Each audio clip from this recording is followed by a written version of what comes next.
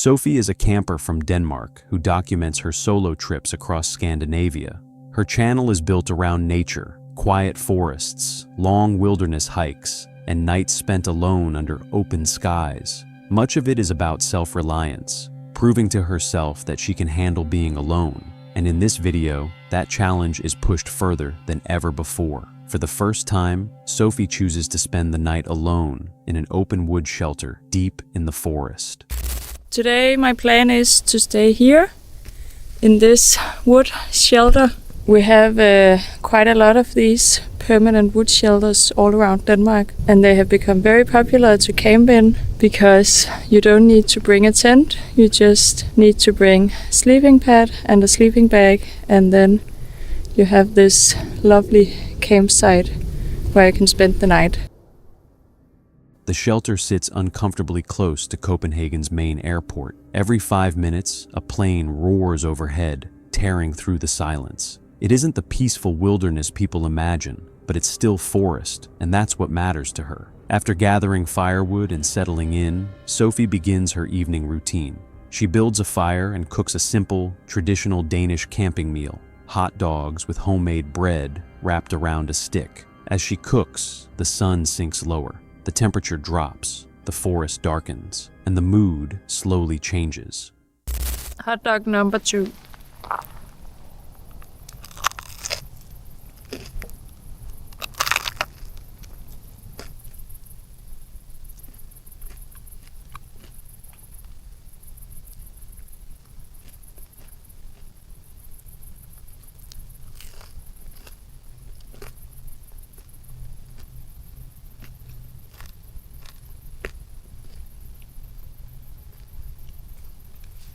This ended up being quite a late dinner, but it was very good.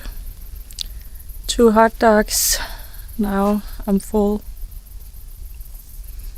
Oh, I actually could have eaten one more, but 2 was enough. The video never explains the lights. They appear once while she's eating, then return 2 more times later. Sophie never mentions them. She doesn't react, but the camera captures them clearly. Quiet, distant, out of place. And now the forest is starting to make a lot of sounds. I don't know what it is. As soon as it gets dark, all sounds just becomes a little bit scary.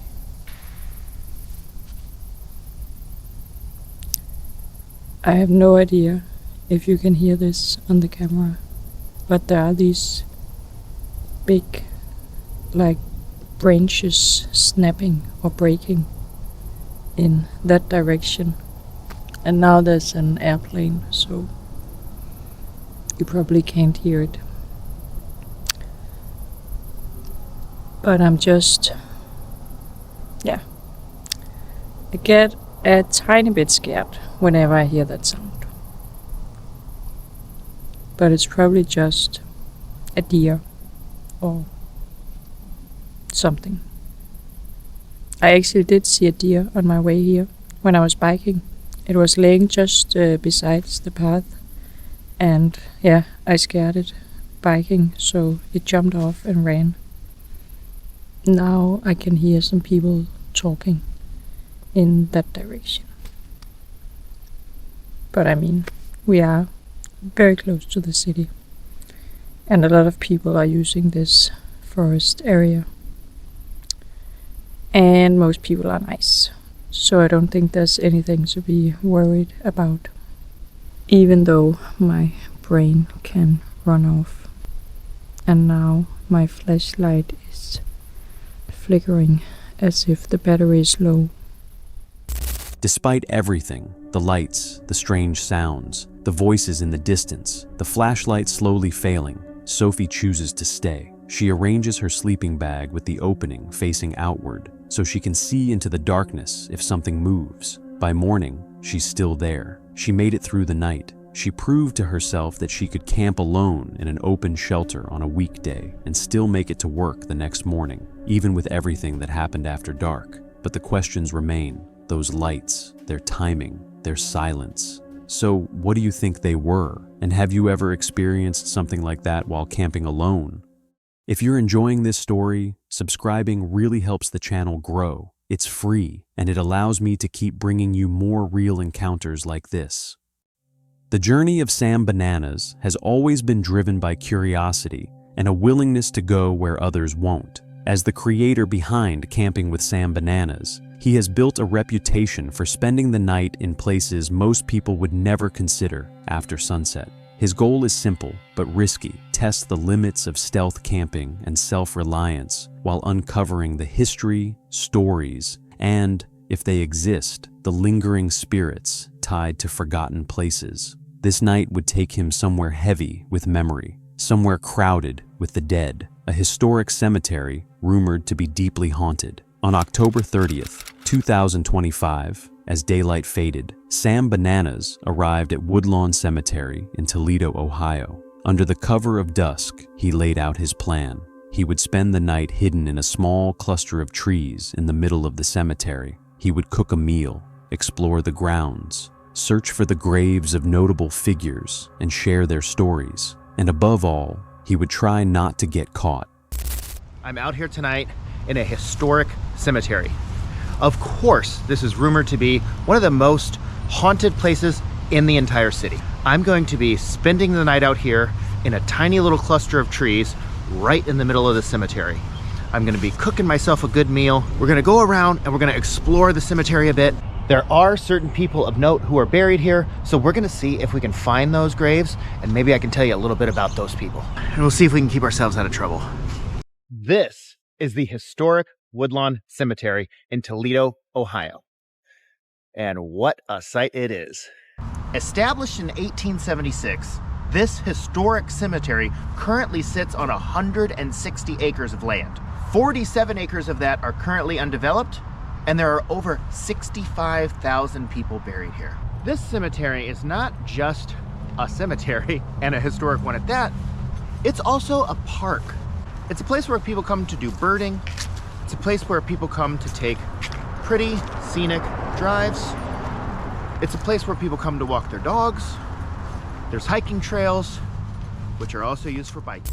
The scale of the place became clear almost immediately. Founded in 1876, the cemetery spans 160 acres and holds the remains of more than 65,000 people. Sam first approached one of the Spitzer mausoleums. The Spitzer family had once been powerful in Toledo, deeply rooted in finance and civic life. Their stone monument stood silent, watching. He then made his way toward Silver Lake and the bridge stretching over it. The bridge had fallen into disrepair and was blocked off to vehicles, but Sam squeezed through anyway. Beneath it, he noted a potential stealth camping spot. Nearby rested the Ticky family burial area. Later, Sam located the grave of John Ticky, an heir to the family behind the famous Tiki department store. Once considered ahead of its time, the store had offered food, furniture, clothing, and restaurants all under one roof before closing in 1972. The ground beneath Sam's feet carried layers of forgotten ambition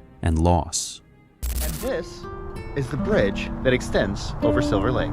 Both sides have been walled off, so I had to do a little creative maneuvering to get onto this bridge. But the bridge has started to fall into disrepair. According to the research that I've done, they have walled it off on both ends as an attempt to keep people from traversing it, but mainly to prevent people from bringing vehicles onto it. This part here seems to be pretty accessible still, and yep, I can squeeze right on through. Down under the bridge is definitely a spot I could possibly make for a good stealth camping spot tonight. After confirming his distance from the mausoleum, Sam began setting up his tent. He emphasized the need for extreme caution. Security vehicles patrol the grounds at night, sweeping the cemetery with bright spotlights. Nearby construction equipment meant he had to be gone before daylight. Once the tent was up, Sam admitted he felt uneasy. The atmosphere was wrong, heavy, creepy. Then something moved. A deer began stomping repeatedly behind him, its presence sudden and aggressive. The tension escalated when lights appeared in the distance. Sam couldn't tell if it was a person walking or something else entirely. His nerves were obvious. Seeking comfort, he made one of his go-to stealth camping meals, pizza. Hopefully I don't look too creepy, although I guess it is a Halloween episode, huh? I'm not sure if you can hear it. I'm not sure if it's showing up in the audio, but there is clearly a deer behind me stomping repeatedly into the ground. There's deer all over the place. I got a lot of shots of them today, so hopefully some of that makes it into the video, but it was like snorting. Let me see if I can go back. I think I might have had it on an earlier clip, so let me see if I can insert that right here so you can hear it.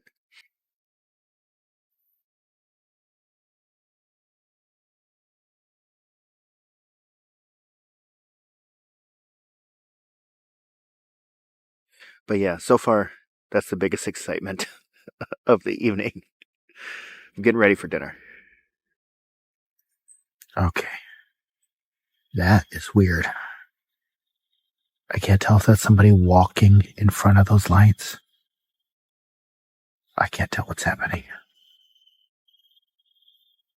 That makes me nervous. Despite a freeze warning and bitter cold, Sam took a sip from his banana flask and decided to explore further. He planned to search for the legendary Lady in White. The moment he stepped away from camp, everything changed. With only his headlamp slicing through the darkness, the cemetery transformed. The shadows felt deeper, the silence heavier. The experience became genuinely frightening. Sam admitted he wasn't comfortable. He didn't like it at all. He doesn't consider himself a believer in the paranormal. Still, the feeling wouldn't leave. The heebie-jeebies set in hard, leaves rustled nearby, and worst of all was the sensation that something was watching him, unseen, patient. Abandoning the search, Sam returned to his tent, crawled into his sleeping bag, and decided to wait out the night until morning. Look at all those over there. Oh my goodness sakes. Yeah. I mean, look at that. It's just spooky. There's something spooky about being here. I am not super crazy about this. Oh, goodness sakes. I don't like this one bit. I would really like to go on a big exploration, but I'm going to be honest, it's a little spooky. I don't think I have it in me. I think I'm going to head back to the campsite. Periodically, cars keep coming through, so I'm a little nervous about getting caught.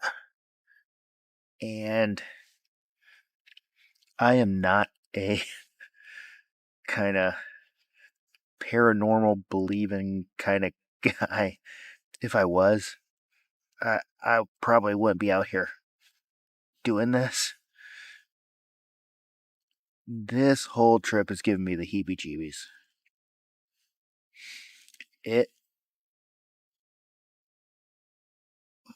I can clearly hear something rustling around in the leaves. I'm sure it's a deer. The rut is going on right now. Sam woke later than planned, but packed up quickly. Knowing he had to leave the same way he entered to avoid being seen, he carefully made his exit from the cemetery. He declared the night a success, even as the cold numbed his hands. Once again, Sam Bananas had pushed himself beyond his comfort zone, spending the night inside one of Ohio's most historic and rumored to be haunted cemeteries. He never encountered the Lady in White, but the weight of the place and the unmistakable feeling of being watched remained. Whether spiritual or psychological, the presence of the past in places like Woodlawn Cemetery is undeniable. So, what do you think happened out there? Jenna Alexis is known for documenting calm, unhurried moments in the wild. Her channel is built around silence, slow movement, and untouched landscapes, gentle backpacking trips, long nights in her van, wrapped in stillness. Everything about her content feels safe, familiar, and escape. On November 16, 2024, Jenna set out alone to a stretch of crown land she had explored before, remote, isolated, far from towns, roads, or cell service. She expected nothing more than another quiet day in the wilderness. But when you're alone, far from anyone else, peace can shift into something else without warning.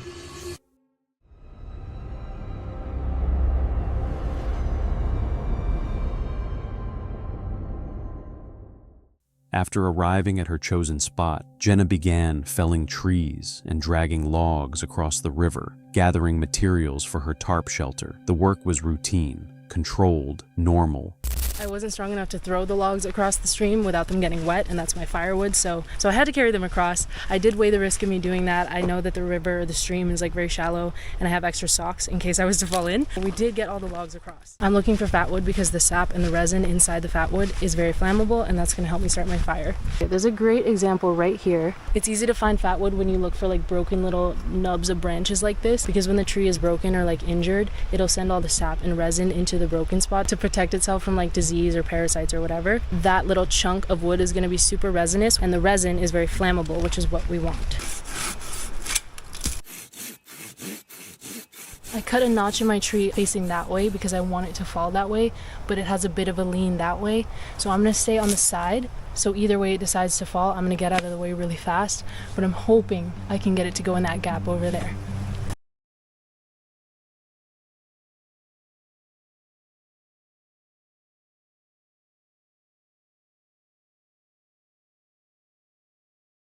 That was sick. Falling trees can obviously be very dangerous, and for that reason I don't like to go against the laws of gravity, but there were some trees on the other side that were alive that I didn't want to hit and have the tree land on, and it worked. Here's my tarp. This is going to be my shelter for the night. I brought the tarp, I brought paracord, and I brought pegs, and that's it. So I'm starting with a ridge line across these two trees. This here is my ridge line from this tree to this tree. So this is it from the back. The weather's supposed to be beautiful tonight. We don't have any wind or rain or anything on the forecast, so this should work just fine. This is it from the inside. After cutting down a dead tree to make the area safer, Jenna started setting up her tarp. The forest was still, the kind of silence that feels thick, almost heavy. But while she was inside the tarp, something happened just out of frame, something she never showed on camera. Whatever it was, it made her stop immediately. She packed up her gear and left the site without hesitation.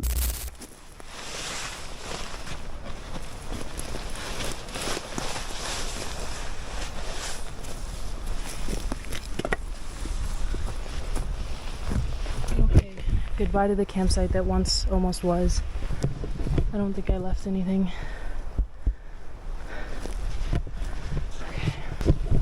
Barely got everything in my bag because I didn't like fold everything properly. I'm just trying to get out of here. I have half my stuff in my food bag.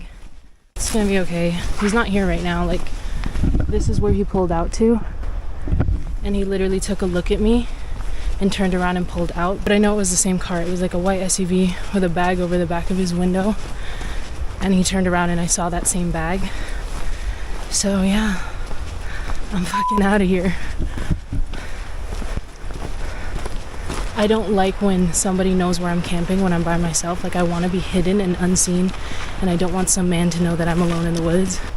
I'm coming back to my van. Okay, back of the van. That was a mad dash. Luckily it's not dark out just yet, so I'm gonna head home. I don't like driving in the dark, but like... Earlier that day, at a nearby campsite, Jenna had noticed a man in a white SUV. At first, it didn't seem threatening, just another traveler passing through. But later, that brief encounter took on a different weight, one that stayed with her, one that made her feel like something wasn't right. Backing out of here is low-key gonna be hard because I went out of my way to tuck my car into the woods so that it wouldn't be seen if that guy or anybody else drove past, and now I'm like gonna have to reverse out over the roots and stuff, which sucks. Okay. Me this morning thought this would be like a tomorrow me problem. But you know what? I'm capable.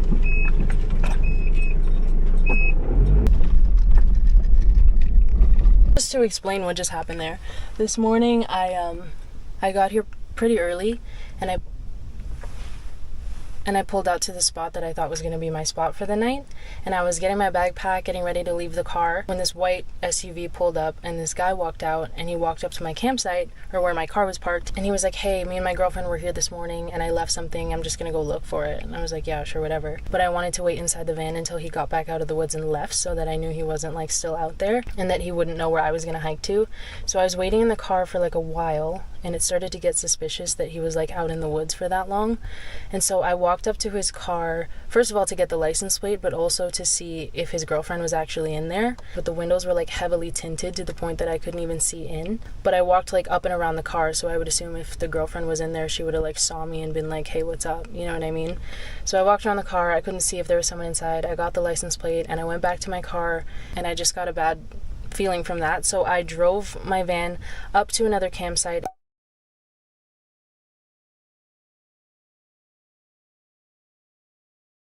I don't like, even if that man meant no harm, like I don't like when somebody, especially a man, knows where I am when I'm in the woods alone, or knows that I'm in the woods alone in the first place. Obviously my boyfriend always knows where I am and where I'm going, but when I'm out here, I don't like bumping into people, especially if it's just a guy on his own, because then he knows that I'm alone and he knows where I am and he knows that I'm vulnerable in the woods. I don't like that. So I was already on edge all day debating if I even wanted to camp out, but I basically, like I said, I drove my van all the way to a new spot. I hid it in the trees and I hiked like away from my van, so I wasn't even on the same trail as I was like parked near. And then the rest of the day went fine. The sky was beautiful, the weather was great, I was having a great time out there, got a lot done. And then like 4 p.m. rolls around and I see that same car. I know it was the same car because when I looked at the license plate, I saw his back window was gone and he just had like a garbage bag over it. And I saw a white SUV pull up in the distance, and then I saw it like stop where I'm pretty sure he saw me, and then he turned around and left, and as he was leaving I saw that like garbage bag on the back. I was very uneasy, like why did I see that man twice? Why did I never see his girlfriend that he mentioned? Why was he driving around a bunch of different campsites all day? I also don't like the vibe I got from him in the first place, and I just needed to get out of here. But that does really bother me because it sucks that I can't just come out here and have a good time. Like I have to be worried about some creepy man wandering around at night. As Jenna later explained, the unease started small. That morning, the man in the white SUV told her he was traveling with his girlfriend and heading in the opposite direction, but Jenna hadn't sensed anyone else in the vehicle. She ignored the feeling and moved on to a new spot. Not long after, she saw the SUV again. The same man, same vehicle. She changed locations once more, deliberately choosing a place where she wouldn't be noticed. Still, a third time, he found her. He pulled up near her campsite, sat there, watched her, then drove away without saying a word. By then, suspicion had turned into something far heavier. Jenna trusted her instincts and made the decision to leave, a choice that may have saved her from something far worse. What chilled her most was what she noticed during that final encounter. The man had covered his license plate with a garbage bag, deliberately hiding his identity. That detail erased any doubt. This wasn't coincidence. He was finding her on purpose. No matter where she moved, out there, in the middle of nowhere, instincts aren't optional. They're survival. There's no help nearby, no quick escape. And the most frightening part isn't snapping branches or distant animal calls. It's the realization that someone has been watching you, following you, tracking your movements without you ever noticing at first. Jenna trusted her intuition, and in the end, she drove away to safety. But the experience stayed with her. She later admitted how exposed and vulnerable she had felt, and how moments like this never truly fade. They linger, they change you, and they reshape the way you move through the wilderness forever.